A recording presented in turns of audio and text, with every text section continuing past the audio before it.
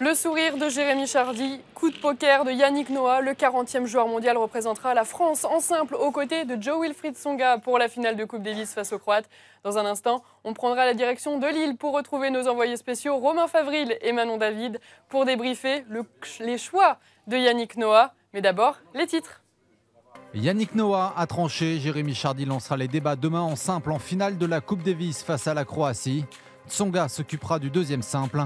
La paire Herbert-Mahut et elle confirmée en double.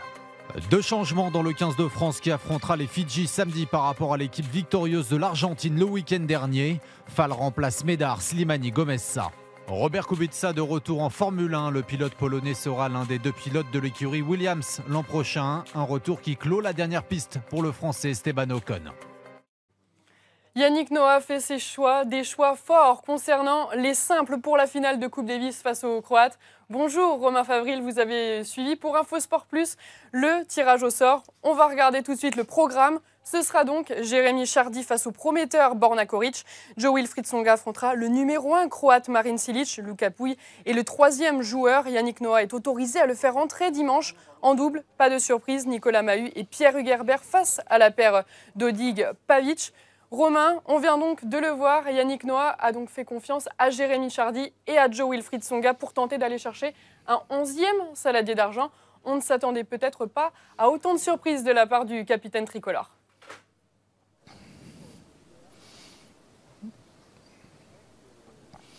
Ça fait 3 ans qu'il est capitaine de cette équipe de France et on peut le dire quand même, il en fait souvent des surprises. Yannick Noah, c'en est une de plus. La dernière en date, on va quand même la rappeler. Dernière, c'était la finale de la Coupe Davis l'année dernière face à la Belgique. Le joueur de double, tout le monde attendait Nicolas Mahut et Julien Beneteau. Et au tout dernier moment, il change ses plans pour mettre Richard Gasquet et Pierre Hugerbert. Ça, c'est Yannick Noah. Il l'a montré encore pour cette toute dernière finale de Coupe Davis avant la réforme. On va l'écouter justement, le capitaine de l'équipe de France, sur ses choix forts.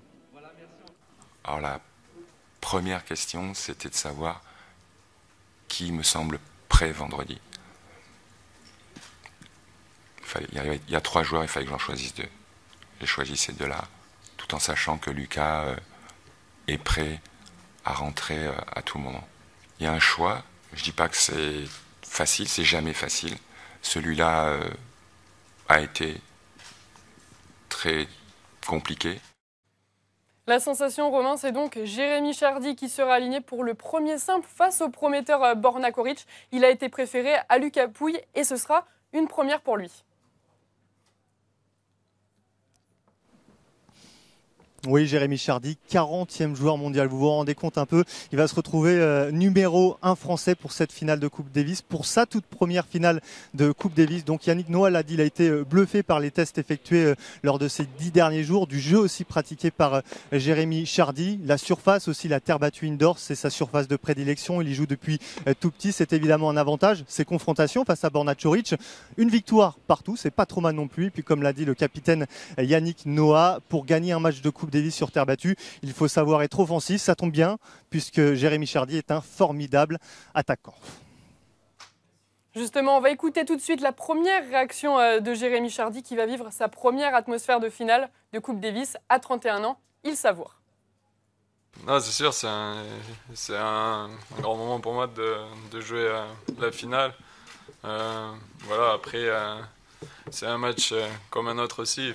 Je vais l'aborder de la même façon, faire ce que je sais faire et puis tout donner sur le court et essayer d'aller chercher la victoire pour l'équipe. Merci beaucoup Romain Favril et merci beaucoup à Manon David qui vous accompagne. On va bien sûr vous retrouver lors des prochaines éditions sur Infosport Plus. On vous le rappelle, la finale de la Coupe Davis, c'est dès demain à 14h. Robert Kubica de retour en Formule 1, 9 ans après son dernier Grand Prix. Le Polonais sera l'un des 2 pilotes de l'écurie Williams l'an prochain aux côtés du jeune Britannique George Russell. Après son terrible accident de rallye en 2011, le travail de Robert Kubica a payé. À 33 ans, il retrouve donc un baquet. Son retour clôt en revanche la dernière piste possible pour Esteban Ocon en quête d'une écurie pour 2019. Écoutez tout de suite la réaction de Robert Kubica, forcément ému pour son retour. Yeah, it's a great feeling and for sure a lot of emotions going on, a lot of time and effort to be back. But one period is ending up and the new one is starting. much more exciting one is to drive and to be part of F1 team as a race driver. And it will be a big challenge, but I'm looking forward for this. Le PSG retient son souffle, tout le club et tous les supporters se demandent si Neymar et Kylian Mbappé pourront tenir leur rang pour le match de Ligue des Champions face à Liverpool. On vous le rappelle, le Français souffre d'une contusion de l'épaule droite, Neymar d'une élongation des adducteurs. Le PSG devrait communiquer sur leur état de forme demain. Si l'espoir de voir Mbappé sur le terrain mercredi semble en bonne voie, la présence de Neymar, elle, est très incertaine et sûrement risquée, comme l'expliquait notre consultant Bruno Irles hier sur le plateau du Late Football Club. Élongation, ça veut dire que les fibres ont été touchées. Donc là, si on le refait jouer dessus, si on insiste un peu, on risque la déchirure et là, ça ne sera pas une semaine. Donc là, oui, c'est beaucoup plus embêtant. Dans 48 heures, on saura exactement ce qu'il y a au niveau de les fibres, comment elles sont sur l'IRM. Et si elles sont bien, oui, on saura au dernier moment. Ça veut dire qu'il va tester. Si l'image est plutôt rassurante, il va se tester et là, on saura au dernier moment. Est-ce que jouer avec une infiltration, dans le pire des cas, est-ce que ce serait possible ou pas ? Ce serait très dangereux. C'est la fin de ce journal. Dans un instant, un nouveau JT. On continuera de parler sport et on se rendra à Lille pour parler de la Coupe Davis. A tout de suite.